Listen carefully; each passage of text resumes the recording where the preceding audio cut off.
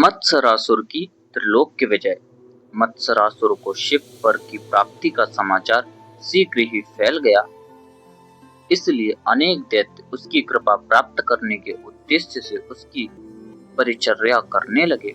इस प्रकार धीरे धीरे उसके पास दैत्यों का समुदाय दिन पर दिन बढ़ने लगा। एक दिन उसके साथियों ने उसे परामर्श दिया, प्रभु, आपको अपने राज्य का विस्तार करना चाहिए। इस समय आपके पास दैत्य वीरों की पर्याप्त सेना एकत्र हो गई है। उसके बल पर आप सहज में ही अनेक राजाओं को हराकर उनके राज्य और वैभव पर अधिकार कर सकते हैं। मत्सरासुर को उनका परामर्श उचित प्रतीत हुआ और तब उसने अपने वीरों के साथ लेकर सर्वप्रथम असुर, राक्षस और दैत्यों को ही वश में किया। इस प्रकार समस्त असुरादि ने उसकी अधीनता स्वीकार कर ली। इससे उसका दल बढ़ता चला गया। तदुपरांत उसने विशाल दैत्य सेना लेकर पृथ्वी पर राज्य करने वाले राजाओं पर एक एक कर आक्रमण कर दिया। जो राजा दुर्बल थे उन्होंने बिना युद्ध के ही आत्मसमर्पण कर दिया। जिन्होंने युद्ध किया वे या तो हार गए या प्राण लेकर भागे। इस प्रकार समस्त पृथ्वी उसके अधिकार में आ गई। फिर उस विजयोन्मत्त दैत्य ने नागलोक पर आक्रमण कर दिया। उस भयंकर युद्ध में असुर सेना कम और नाग सेना बहुत अधिक मारी गई। यह देखकर अधिक विनाश रोकने की दृष्टि से नागराज शेष जी ने विनय पूर्वक उसकी अधीनता स्वीकार कर ली। जब धरती और पाताल दोनों पर विजय प्राप्त हो गई, तब उसका साहस और अधिक बढ़ गया और उसने देवताओं को अधीन करने के लिए अमरावती पर आक्रमण कर दिया। असुरों ने बलपूर्वक सुरपुर में प्रविष्ट होकर भांति भांति के अत्याचार आरंभ किए। यह देखकर वरुण के नेतृत्व में देवताओं ने असुरों का सामना किया। उस युद्ध में बहुत से देवता मारे गए और बहुत से आहत हुए और जो शेष बचे वे भाग गए। वरुण के हारने पर यम और कुबेर ने रण क्षेत्र में पहुंचकर दैत्यों को रोका। भीषण युद्ध के पश्चात उन्हें भी पराजय का मुख देखना पड़ा। उनकी सेना की भी वही दशा हुई जो वरुण के नेतृत्व वाली सेना की हुई थी। जब देवराज इंद्र स्वयं गजराज ऐरावत पर आरूढ़ होकर अपनी विशाल देव सेना के साथ दैत्य सेना से युद्ध करने के लिए आए, पहले तो ऐसा लगा जैसे दैत्य सेना उनके समक्ष हार रही है, किंतु बाद में दैत्यों के घोर आक्रमण के समक्ष उनके पांव ना टिक सके और अंत में उनकी पराजय हुई।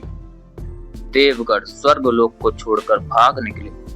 मत्सरासुर ने अमरावती पर अधिकार कर लिया और अपने एक विश्वास पात्र दैत्य अधिकारी को वहां का प्रशासक नियुक्त करके अपनी राजधानी को लौट आया। इस प्रकार वह तीनों लोकों का अधीश्वर बन गया। उधर देवराज इंद्र अपने राज्य से हीन होकर ब्रह्मा जी के पास पहुंचे और उनसे निवेदन किया, ब्रह्मन, मत्सरासुर ने स्वर्ग पर भी अधिकार कर लिया है। सभी देवता अपने घर द्वार से वंचित होकर उस दैत्य के भय से मारे मारे फिर रहे हैं। इसलिए हे प्रभु, आप उसके वध का कुछ उपाय कीजिए।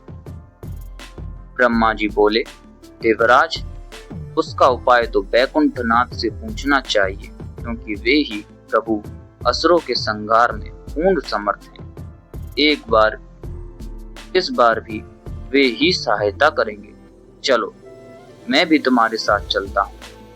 इंद्रादि देवताओं के साथ ब्रह्मा जी वैकुंठ धाम में पहुंचे और रमानाथ को मत्सरासुर की प्रबलता और उसके द्वारा किए जाने वाले अत्याचारों की बात उन्हें सुनाई। लक्ष्मीकांत ने समस्त विवरण जानने के पश्चात कहा, इसका उपाय तो उन्हीं भोलेनाथ से पूछो जिन्होंने असुर को अपने बल से इतना प्रबल और दुराधर्ष बना दिया है। वे और आप दोनों ही बिना सोचे समझे तुरंत वर्ते डालते हैं और उसका परिणाम भोगना पड़ता है समस्त संसार को। चतुरानन, चलो, कैलाश पर्वत पर पहुंचकर ही इस विषय पर विस्तार से विचार करेंगे। सब लोग कैलाश पहुंचे। उस समय भगवान शंकर गिरिराज नंदिनी के साथ एक रत्न सिंहासन पर विराजमान थे। उनके गढ़ उन्हें घेरे हुए बैठे थे। विष्णु, ब्रह्मा आदि देवताओं को आए देखकर शिव जी ने उठकर उनका स्वागत किया और सभी को यथायोग्य स्थानों पर बैठाकर स्वयं भगवान विष्णु और ब्रह्मा जी के निकट जा बैठे। विष्णु जी ने उनसे कहा, आशुतोष, आपने मत्सरासुर को ऐसा अमोघ वर दे डाला है कि वह विजयोन्मत्त हुआ भांति भांति के अत्याचार कर रहा है। उसने तीनों लोकों पर अधिकार कर लिया है। इससे समस्त संसार त्रस्त हो उठा।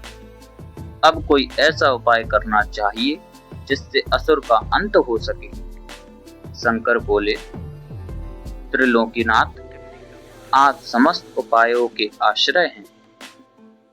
आपकी ही इच्छा से इस संसार की सभी क्रियाएं होती हैं। उन सब क्रियाओं के चलते रहने के लिए ही आपने काल चक्र निर्माण किया है।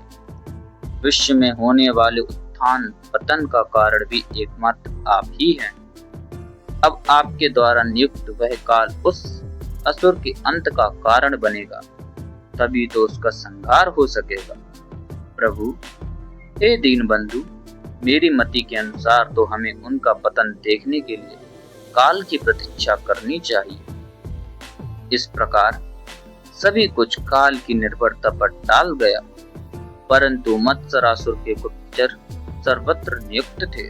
उन्होंने असुर को कैलाश पर होने वाले गोपनीय वार्तालाप का समाचार दे दिया। इससे वह अत्यंत कुपित होकर लाल लाल लोचन निकालता हुआ बोला, दैत्यवीरों, अपनी वाहिनी तैयार कर कैलाश पर चढ़ चलो और उस भंगड़ी की बंदी बना लो। चलो, मैं तुम्हारे साथ चलता हूँ। और अपनी विशाल असुर सेना के सहित उसने कैलाश पर आक्रमण कर दिया। शिवगढ़ों और प्रथमागढ़ों ने उनका सामना किया, किंतु वे असुर को आगे बढ़ने से ना रोक सके। अंत में भवानीपति से वर प्राप्त कर मत्सरासुर ने भवानीपति को ही पाश में बांध लिया और अपने ज्येष्ठ पुत्र को वहां पर शासन भार सौंप दिया। अब उसने बैकुंठ पर भी चढ़ाई कर दी। लक्ष्मीनाथ तो उसके वर प्रबल होने से परिचित ही थे, अतः वहीं अंतर्ध्यान हो गए। असुर को बिना युद्ध किए ही वहां का आधिपत्य प्राप्त हो गया। अपने एक पुत्र को उसने वहां पर शासनाधिकारी बनाया। इसी प्रकार ब्रह्मलोक पर भी अधिकार कर लिया। वहां भी अन्य पुत्र को नियुक्त कर दिया। स्वयं अपनी राजधानी में रहते हुए ही वह तीनों लोकों पर निर्बाध रूप से शासन करने लगा। इस प्रकार उसके अत्याचार का तांडव चलता रहा। इधर एक गोपनीय स्थान में समस्त देवगण एकत्र हुए और मत्सरासुर को मारने के विषय में विचार करने लगे। उसी समय भगवान दत्तात्रेय भ्रमण करते हुए आ पहुंचे।